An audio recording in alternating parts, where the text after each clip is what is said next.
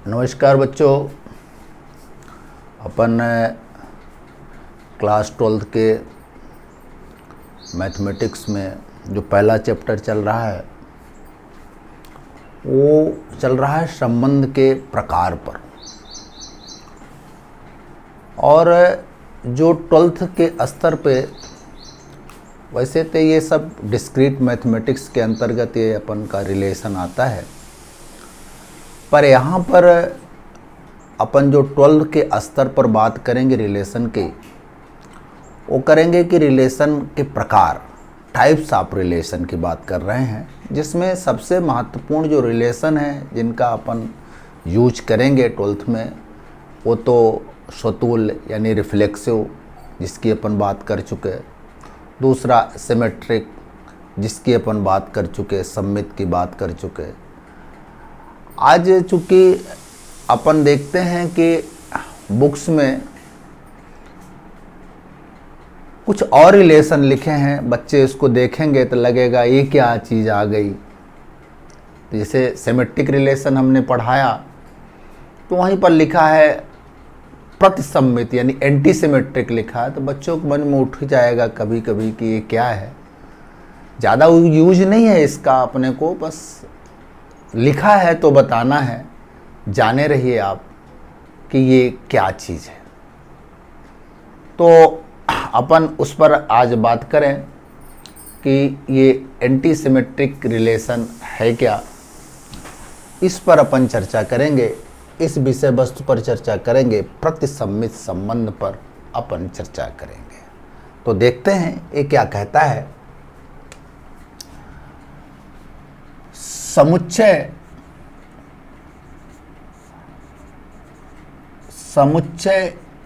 ए में संबंध R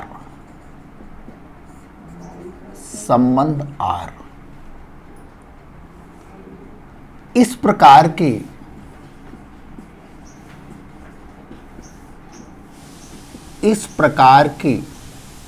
किस प्रकार कि यदि x रिलेटेड टू y और y रिलेटेड टू x, तो implies that x is equal to y। और x और y एलिमेंट कहाँ के होंगे? अपने सेट A के होंगे। कहता है कि समुच्चय ए मतलब A क्रॉस A में रिलेशन R ऐसा हो कि x का y से संबंध हो और y का x से संबंध हो, तो हम देखेंगे ये दोनों बात हों तब हम देखेंगे कि x बराबर y के होना चाहिए। इस पर अपन दिमाग रखेंगे। अब इसको भी ऐसा भी कह देते हैं कभी कभी, इस बात को, इतनी सी बात को ऐसे भी कह देते हैं कि क्या, कि x रिलेटेड टू y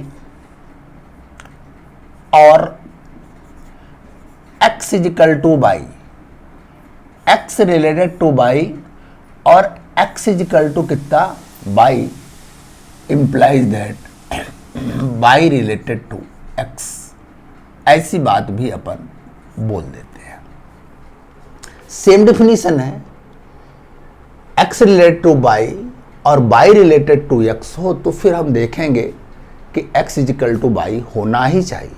यहाँ यही बात बोलता है कि x का y से संबंध है और x और y दोनों बराबर है, तो फिर देखेंगे कि y रिलेटेड टू x है कि नहीं है रिलेशन पे, ऐसा अपन देखें।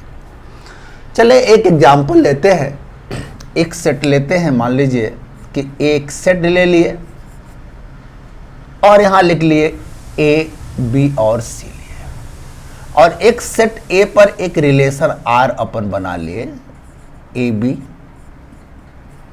BC और ज़्यादा नहीं CC एक रिलेशन अपन बना लिए।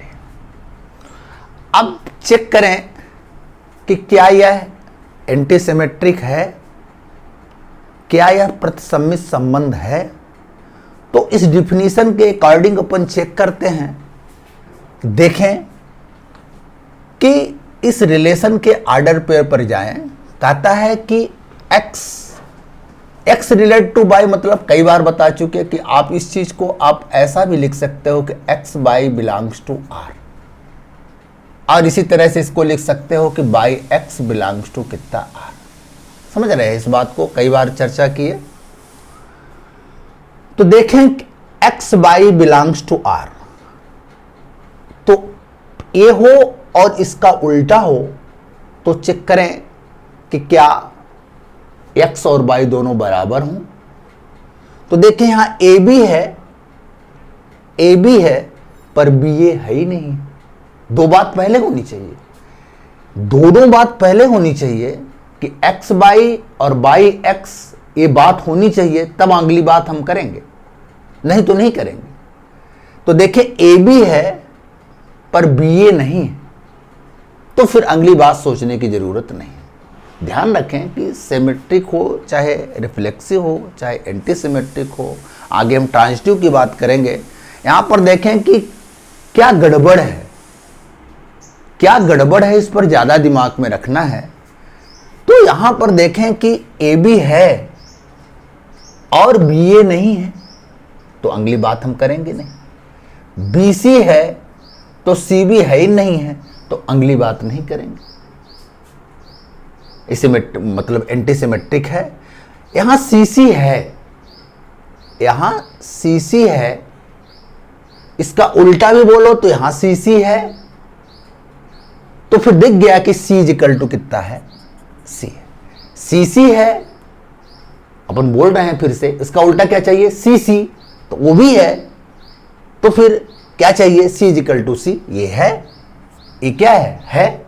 दूसरी तरह से हम बात करें इसके लिए कि एक्स वाई है यानी सी सी है, तो और एक्स इजिकल टू वाई, सी सी है और सी इजिकल टू सी है, तो फिर क्या वाई एक्स चाहिए तो सी सी है। मतलब इस पे तीनों बात आ रही है। दो बात पहले की आ रही है कि मतलब x रिलेटेड टू y और x इजिकल टू y आ रही है, तो उसका y x belongs to r भी है, ऐसी चीज आ रही है। मतलब ये चीज अपन देखें तो एंटी सिमेट्रिक है। एक हम आइडेंटिटी रिलेशन की कई बार बात कर चुके, मान लीजिए अब ऐसा लिख देते हैं, आइडेंटिटी रिलेशन ए लिख देते हैं, बी लिख देते हैं और सी लिख देते हैं। या पिछली क्लास में मैंने बात किया कि आइडेंटिटी रिलेशन है तत्समक संबंध। चेक करते हैं, ए है, एक्स वाई है और ए इजिकल टू ए है, ए इजिकल टू ए भी है, तो क्या बाई एक्स है, हाँ है, इसका उल्टा भी यहीं पर है। इसी तरह से बी में भी है, इसी तरह से सी में भी है। तो मतलब ये चीज भी क्या हो गई, एंटी सिमेट्रिक रिलेशन है। तो ऑर्डर पेयर के रूप में अपन देखें कि एक्स बाई हो और बाई एक्स हो, तो एक्स इजिकल टू बाई हो तो एंटी सिमेट्रिक है। या कि हम अगली बात करें उसी को दूसरी तरह से बोलें कि x related two by x by है और x और y दोनों इजिकल टू हैं, तो फिर बाई x उस पे होना चाहिए, तो एंटी सिमेट्रिक होगा। तो ठीक है, अच्छा है। और थोड़ी सी बात करते हैं, इतने बात अपने के कंफर्म हो गई कि एंटी सिमेट्रिक है कि नहीं।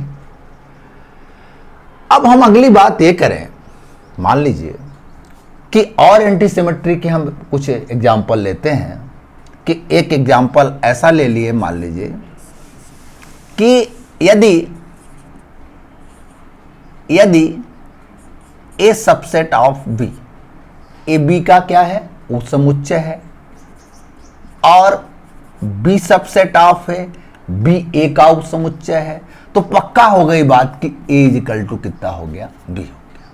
ये देखो, ए सिमेट्रिक रिलेशन है, एंटी सिमेट्रिक रिलेशन है। ये देख लो, ए सबसेट है बी का, ए सबसेट है बी का, पहली चीज, और बी सबसेट है ए का और बी सबसेट है ए का, तो ए इजिकल टू कितना होना चाहिए, बी होना चाहिए, है। यानी ये क्या, सेट के कंडीशन पे ए क्या है, एंटी सिमेट्रिक है। और एक एग्जाम्पल की हम बात कर लेते हैं, समझ गए होंगे। मान लीजिए कि एक हम सेट लेते हैं इंटीजर का, पूर्णांक का लेते हैं, पूर्णांक संख्याओं का एक सेट ले लिए और इस पर एक रिलेशन बनाते हैं। किसका? मान लीजिए कि लेस आर इक्वल का बनाते हैं, एक रिलेशन ले लिए लेस आर इक्वल का, ऐसा एक रिलेशन ले लिए। तो चेक करें, इंटीजर हो A less or equal B और B less or equal A B से छोटा है या बराबर है और बी ए से छोटा है बराबर है, तो पक्का होगा कि ए इक्वल टू कितना होगा? बी हो। देखो एक्स वाई है, आर में ए है और दूसरी बात भी है, ए है और इसका उल्टा भी है, तो ए इक्वल टू बी होगा। ये आप जानते हो, वैसे भी जानते हो कि यदि ए बी से छोटा है और बी ए से छोटा है तो निश्चित रूप से ए बराबर कितना हो जाएगा? बी। ए एंटीसिमेट्रिक है। और एक एग्जांपल की हम बात मान लीजिए कर लेते हैं, वैसे तो बहुत सारे एग्जांपल, मान लीजिए कि एक सेट ले लेते हैं नेचुरल नंबर का, यानी प्राकृतिक संख्याओं का एक सेट ले लिए। अब प्राकृतिक संख्याओं का एक सेट ले लिए, इसमें एक रिलेशन बना लिए, विभाजित करता है। किसका? विभाजित करता है। मैंने एक विभाजित करता का मैंने एक मतलब उसको डिवाइड कर देता है, ऐसा एक रिलेशन अपन लोग ले लिए। चेक करते हैं कि x विभाजित करता है किसको? y को। x y को क्या करता है? विभाजित करता है। और y विभाजित करता है किसको? x को। x y को विभाजित करता है और y x को विभाजित करता है, इसका उल्टा भी है, तो निश्चित रूप से क्या हो जाएगा? x इक्वल टू कितना हो जाएगा? y हो जाएगा। बात समझ में आई? x y को विभाजित करता है, उसका उल्टा y x को विभाजित करता है, ये दोनों बात हैं, तो निश्चित रूप से x इक्वल टू कितना? y। तो इस तरह से अपन लोग एंटीसिमेट्रिक रिलेशन पे देखें कि पहला ऑर्डर पेयर हो रिलेशन पे और दूसरा ऑर्डर पेयर भी, उसका उल्टा ऑर्डर पेयर भी रिलेशन पे हो, तो x इक्वल टू y होना चाहिए। या कि अलग बात करें कि ए ऑर्डर पेयर है रिलेशन पे और ए एक्स और y दोनों इक्वल हैं, तो उसका विपरीत क्रम का ऑर्डर पेयर यहां पर रिलेशन पे होना चाहिए। तो इस बात पर आपको ध्यान रखना होगा कि दो बात हो तो तीसरी बात को अपन चेक करेंगे। इस तरह से अपन लोग एंटीसिमेट्रिक रिलेशन पर चर्चा की और हम अपन लोग अगली बात करेंगे ट्रांजिटिव रिलेशन की, ट्रांजिटिव रिलेशन पर बात करेंगे। और तब तक के लिए आपको नमस्कार, धन्यवाद।